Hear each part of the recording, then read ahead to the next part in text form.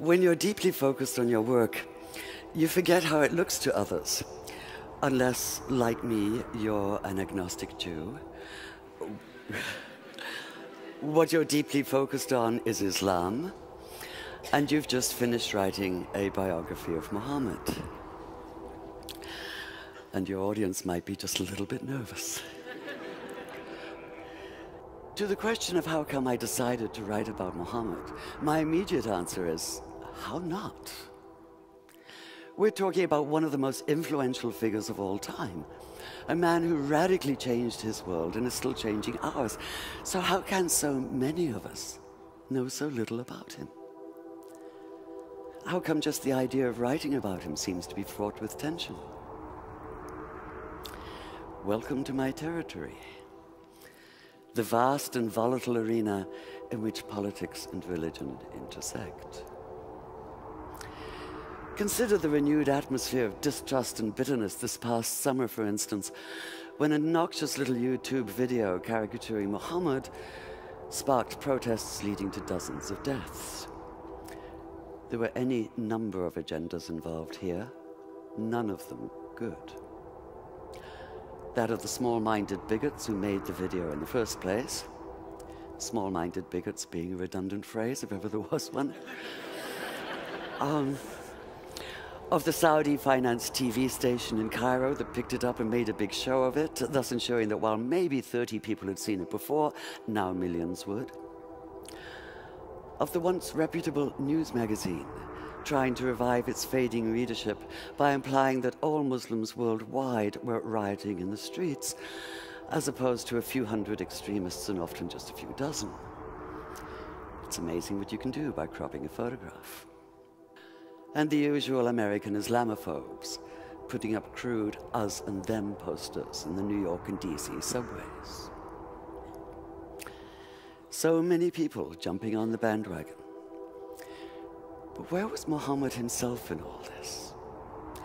Where was the man who listened to the Quran telling him, and by extension all Muslims, to pay no attention to taunts and mockery? Ignore them, it keeps saying. Let them be. Turn your face away. Or in the words of Jesus, turn the other cheek. While Muhammad has certainly been distorted by his detractors, he sometimes seems to have been equally distorted by the loudest of his self-proclaimed defenders, which makes it all the more urgent that we know who he really was. Yet the millions, if not billions, of words that have been written about him often seem to obscure as much as they reveal. The more of them I plowed through, the more it felt as though he were being weighed down by the sheer accumulated mass of them. What I wanted was a real feel for the man himself. I wanted the vitality and complexity of a full life lived. I wanted, in short, to see Muhammad whole. And this meant steering clear of a virtual minefield of agendas, including piety and sentiment and stereotype and judgmentalism. So even as the hundreds of research volumes piled up on my floor, my most valuable research tool may have been this one-word reminder pinned beside my desk. Think. Take the pivotal moment of Islam, for instance, which is what happened to Muhammad one night in the year 610 on a mountain just outside Mecca. He'd gone up there, it seems, in the hope of perhaps a quiet moment of insight. The last thing he expected was the blinding weight of revelation. So what struck me in the earliest account we have of that night was not even so much what happened as what did not happen. Muhammad did not come floating off the mountain as though walking on air. He did not run down shouting hallelujah and bless the Lord. He did not radiate light and joy. There were no choirs of angels, no music of the spheres, no elation, no ecstasy, no golden aura surrounding him. Not even the whole of the Quran fully revealed, but only 5 brief verses. In short, he did none of the things that might make it easy to cry foul, to put down the whole account as an invention, a cover for something as mundane as personal ambition. Quite the opposite. In his own reported words, he was convinced at first that what had happened couldn't have been real. At best, he thought it had to have been a hallucination, his own mind working against him. At worst, possession, and he'd been seized by an evil jinn, a spirit out to deceive him, even crush the life out of him. In fact, his first instinct was to leap off the highest cliff and escape the terror of what he'd experienced by putting an end to all experience.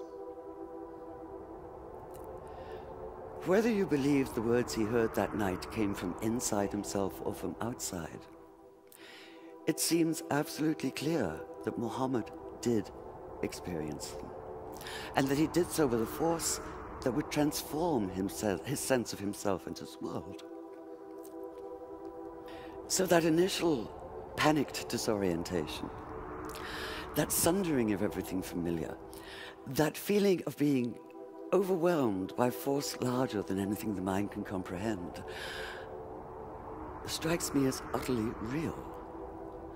It's the only response that makes sense. It's the only sane response, the only human one. And this is what allowed me to begin to see Muhammad not as a symbol, and not even as a subject, but as a man, a complex human being, and to follow the extraordinary arc of his life from neglected orphan to acclaimed leader, from marginalized outsider to the ultimate insider, from powerlessness to power. One thing I knew from the beginning, however: if I was to do justice to this remarkable story, if I was to bring it alive on the page, it had to be written in good faith. Now, I do realize there may be a certain irony in an agnostic standing here talking about good faith, but there's been so much bad faith in every sense of the term, and we have to get beyond it, all of us.